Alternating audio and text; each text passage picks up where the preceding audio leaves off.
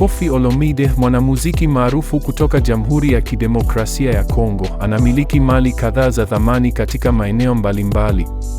Anaripotiwa kuwa na nyumba mjini Paris, Ufaransa yenye thamani inayokadiriwa kuwa kati ya dola milioni 1.5 hadi 1.7. Nyumba hii ina spa, uwanja wa mpira wa kikapu na gym.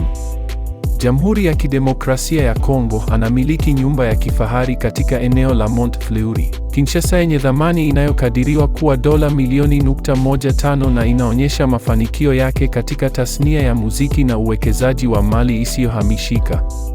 Mont Fleury inajulikana kama Beverly Hills ya Kinshasa kutokana na kuwa makazi ya wasanii mashuhuri kama Koffi Olomide, JB Mpiana na Werason. Mnamo mwaka wa 2023, kulikuwa na ripoti zisizothibitishwa kwamba alinunua nyumba mpya huko Dallas, Texas, Marekani. Hata hivyo, hakuna uthibitisho rasmi kuhusu ununuzi huu.